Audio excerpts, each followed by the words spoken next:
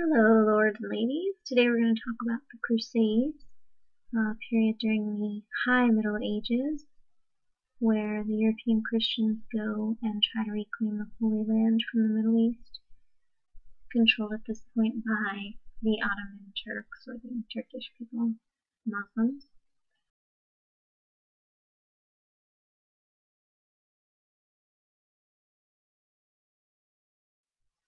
Today's objectives: we're going to look at the goal of the Crusades, which you most likely already know, and we're going to look at the lasting effects. We have to evaluate, meaning make a judgment about which ones are the most significant.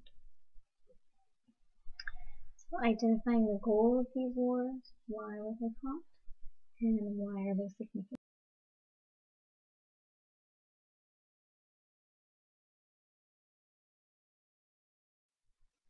So first we're going to start off by what are the Crusades, okay?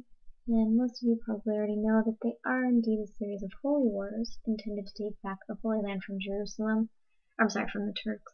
The Holy Land, when we talk about it, we're talking about Jerusalem and the surrounding area, which is in present-day Israel. Okay, and it's held sacred by land that's held sacred by the world's three top monotheistic religions. So when we look at why each religion holds it sacred, we talk about the fact that the Jews hold it as a holy place because it is the place where their holy temple was constructed, according to the Old Testament, and so they view it then as a sacred place.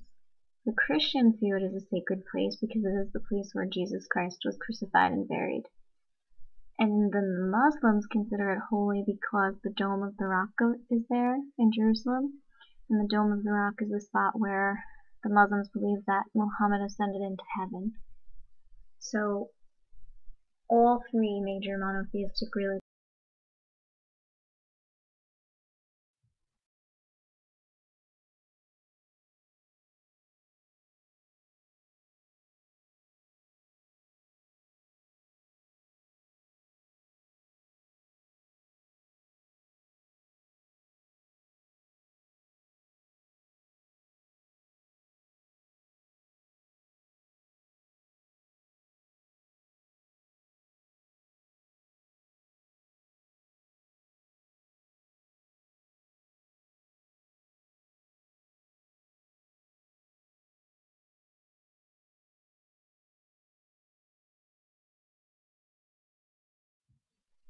Okay. First Crusade happens in two waves. First wave is peasants, and the peasants go through and they try to fight, but they are in fact defeated by the Turks. The second wave is the actual knights who go out and fight the Turks and do in fact take the Holy Land. They get it for about 1 year. So the peasants go out kind of half-cocked, ready to fight, going nuts at the call of the Pope, but they're not really trained soldiers and they don't know what they're doing. So they were easily thrown back by the Turks. The knights, however, were able to succeed. What happens is the Muslims are not happy with this Christian presence in their land, and so they had started to reclaim the Holy Land in AD 1147. So that brought a second call for the Europeans to start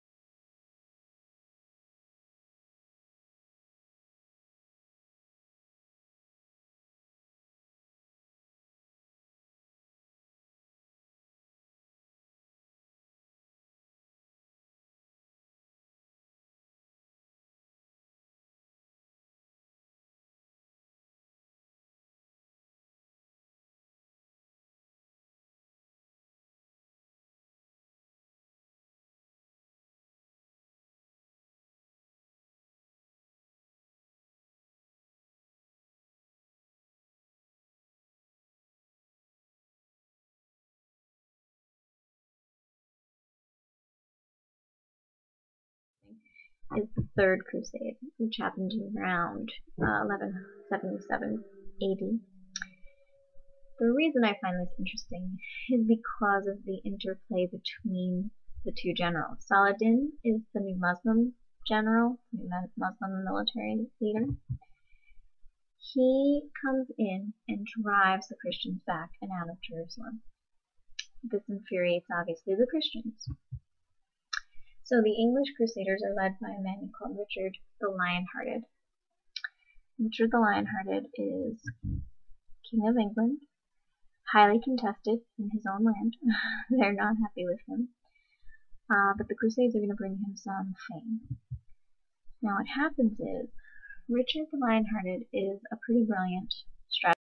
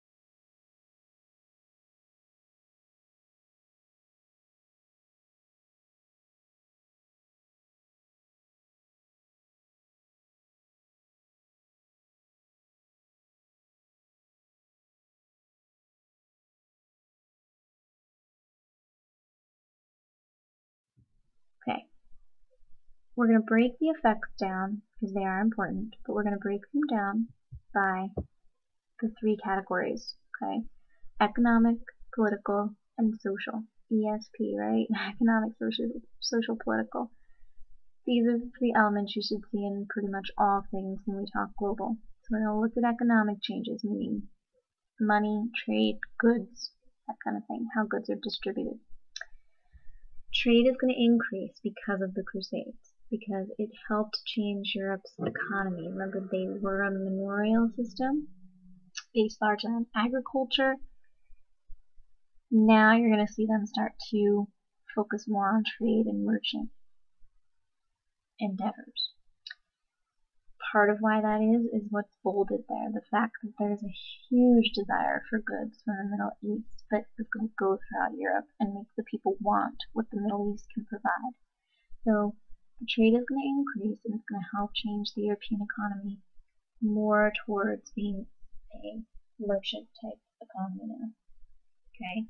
Not that they're not going to grow food anymore, because clearly they have to, but you're going to see not everything rely on food production.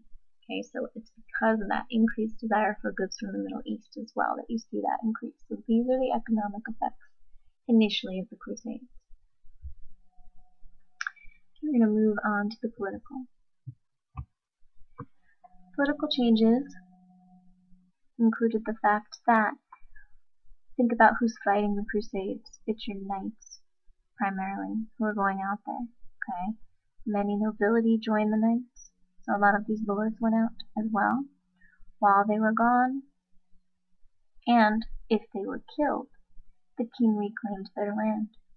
So now the kings can say, we own and I own. Okay, the social changes. These are important as well.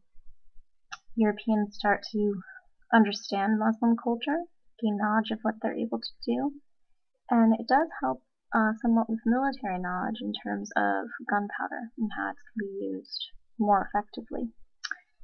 Let's see. Getting that knowledge of Muslim culture gives them more exposure. Again, maybe some cultural diffusion, that's true, but also the fact that they start to want goods from that area, which ties back into the economic. Now, think about the mindset of the people who went to fight the Crusades, especially among the peasantry. Not so much the knights, because they're a little more educated. The peasantry going out starts to get a little overzealous about anybody who's not Christian is now my enemy.